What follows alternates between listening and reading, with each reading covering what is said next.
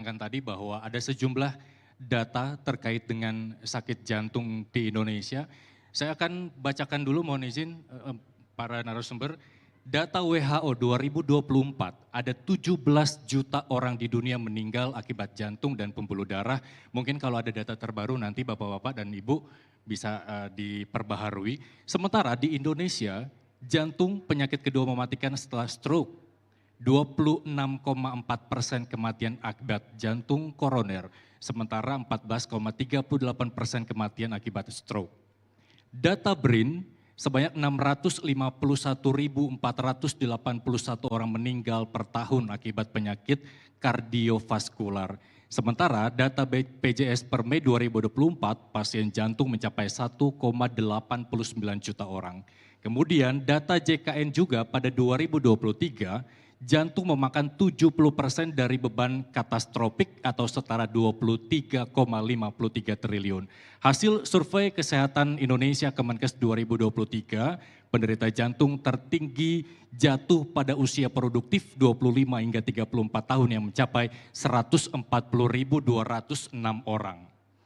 Lantas, para pasien yang menderita penyakit jantung ini kemana akan berobat? Data dari Kemenkes Indonesia bahwa dokter spesialis jantung di Indonesia ada 1.500. Sementara data BPJS Indonesia data BPS Indonesia dengan 280 juta jiwa penduduk, artinya disclaimer Bapak Ibu, ini analogi bahwa satu dokter harus melayani 190.000 penduduk Indonesia. Data Asosiasi Rumah Sakit Swasta Indonesia ada 3.150 rumah sakit di Indonesia. Kemudian data hasil survei kesehatan Indonesia dari Kemenkes lagi pada 2023, 1 dari 1.000 rumah tangga pernah berobat ke luar negeri. Pengobatan jantung salah satunya sebanyak 2 juta orang. Saking banyaknya penduduk Indonesia, Bapak Ibu, yang berobat ke luar negeri, kemudian data Menko PMK, Indonesia mengalami kebocoran devisa sebesar 200 triliun setiap tahun. Kemudian yang menjadi pertanyaannya, langkah apa yang bisa dilakukan untuk mengurangi beban dokter spesialis jantung di Indonesia dan bagaimana juga untuk memperbanyak layanan kesehatan khusus jantung yang saat ini sebagian rumah sakit swasta yang memiliki layanan itu masih tersentralisasi di Pulau Jawa. Bagaimana kemudian juga menurunkan jumlah penderita baru di mana kelompok usia produktif menjadi yang tertinggi dibanding kelompok usia lain. Para narasumber saya juga akan memberikan data terbarunya dan kemudian apa upaya yang akan dilakukan begitu ya. Kalau saya ke Pak Fadil dulu ya, kalau manggil dokter empat-empatnya nengok nih, Pak Fadil mohon izin. Pak Fadil, kewalahan ya Pak Fadil, satu dokter melayani 190.000 penduduk Indonesia untuk penyakit jantung. Kemudian langkah untuk mengurangi beban para dokter apa yang sudah dilakukan? Pak Fadil silakan. Jadi sekitar bulan ini, bulan Oktober ini kita baru saja melakukan konvokasi sehingga jumlah dokter spesialis jantung saat ini tadi dikatakan baru 1.500 ya. 2.149 lebih tepat saat ini. Sehingga dibandingkan dengan tahun 2022 yang waktu itu rasio satu dokter berbanding dengan 180.000, sekarang jadi 1 berbanding 120.000. Kemudian di samping itu jangan salah arti juga bahwa satu dokter jantung itu memiliki hak untuk bisa berpraktek di 3 tempat berbeda. Sehingga tidak bisa cukup ideal membandingkan satu individu langsung dibagi dengan jumlah penduduk. Mungkin itu harus dinilai kembali potensi bahwa dokter itu dia bisa berpraktek di 3 tempat sehingga akhirnya mungkin rasio itu bisa saja berubah seperti itu Pak Irsal. Kemudian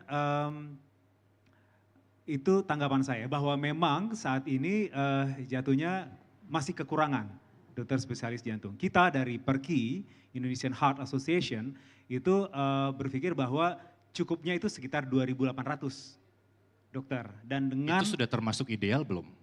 Iya, idealnya mencapai 2.800, idealnya. Namun saat ini dari permintaan dari Kemkes itu meminta kalau bisa 5.000 yang dicapai jumlah yang diinginkan.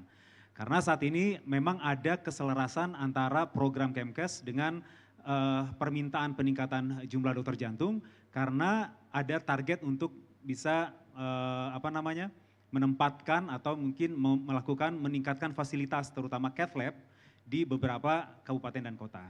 Satu cath lab itu disinyalir mampu menyerap mungkin sekitar 3 dokter spesialis jantung.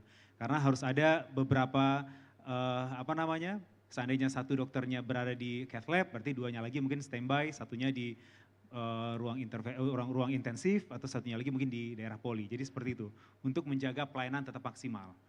Jadi kalau dikatakan kekurangan, ya masih kekurangan. Kalau misalnya apakah terjadi perubahan rasio ketika kita misalnya menilai bahwa satu individu dibaginya untuk 3 tempat praktek itu apakah nanti bisa merubah rasio yang tadi Mas Rizal sampaikan. Dan bagaimana langkah Perki dalam hal untuk mendorong kekurangan ini supaya bisa menjadi terpenuhi. Baik, Pak Fadil sebelum langkah Perki ini, kalau menurut pengamatan Anda, laju penciptaan dokter spesialis jantung sejauh ini cukup cepat atau cenderung melambat? Saat ini sangat progresif sekali. Di zaman saya ketika melakukan orientasi ke pendidikan, saat PPDS namanya kita ceritain dulu ya, saat residensi itu hanya 2 center di Indonesia, hanya UI dan UNER. Namun saat ini sudah 13 program studi dan itu bisa mempercepat jumlah permintaan dan juga pencetakan dari dokter-dokter spesialis jantung. Jadi kalau ditanya apakah progresifnya baik, saya bilang ini akselerasinya baik sekali gitu, sampai bisa memenuhi kebutuhan yang diinginkan. Namun kadang tidak diikuti dengan pemerataan juga. Nah sehingga mungkin ini jadi PR bagi kita semua, bagaimana agar dokter spesialis jantung ini bisa tersebar merata, tidak hanya di Pulau Jawa dan Sumatera, tapi juga di kepulauan terutama di Indonesia Timur. Baik, apa yang mendorong Perki untuk memperbanyak jumlah dokter spesialis jantung di Indonesia? Rekomendasinya apa kepada Kemenkes mungkin? Tadi sebenarnya Kemkes sudah sampaikan beberapa dan juga dari ID, Dr. Sutriso saya dengar tadi mengatakan bahwa ini nih ada skema seperti ini, bahwa sebaiknya pemerataannya dilakukan perekrutannya dimulai dari daerah itu sendiri seperti itu. Jadi kemudian ditawarkan dengan fasilitas yang tentunya realistis dan kemudian juga manusiawi sehingga dokter itu juga tergerak untuk misalnya pergi ke ke daerah yang lebih ke daerah yang terpencil dan sebagainya. Masalah ini tidak hanya dihadapi oleh Indonesia saja. Bahkan negara di Eropa pun seperti Finlandia itu mereka jumlah dokternya misalnya penduduk mereka 5.000 orang di Finlandia itu. Dan kemudian bisa dikatakan hampir 80-90%-nya itu hanya di daerah perkotaan, daerah Helsinki dan sebagainya. Tapi yang mau sampai ke daerah Lapland itu nggak banyak.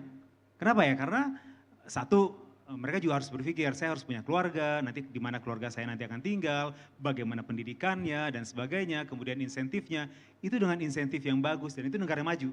Gitu. Jadi kita akan sampai ke sana, tapi ya itu tadi, jadi harus ada pemerataan dan juga fasilitas yang ditawarkan, mungkin hal ini dibantu oleh pemerintah supaya dokter-dokter yang tadi pergi ke tempat yang diinginkan itu bisa mendapatkan insentif dari daerah dan sebagainya.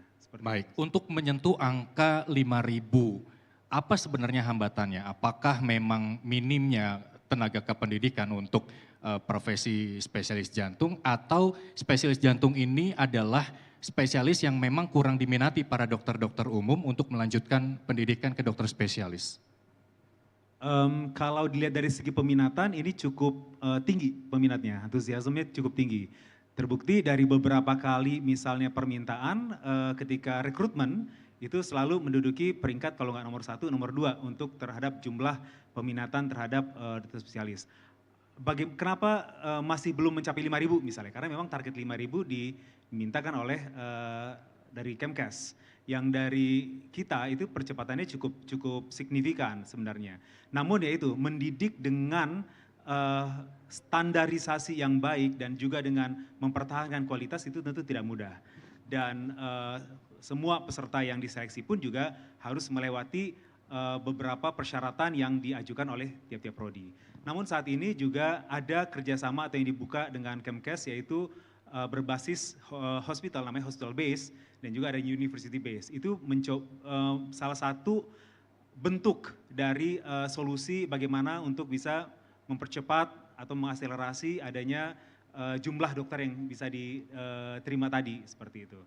Dan kemudian yang lainnya saya rasa kita Perki juga mendorong untuk selalu membuat suatu standarisasi, berkolaborasi dengan kolegium, kolaborasi juga dengan berbagai program studi, supaya tetap menjaga standar mutu ini. Jangan sampai nanti kuantitas diperhatikan tapi kualitas menurun, seperti itu.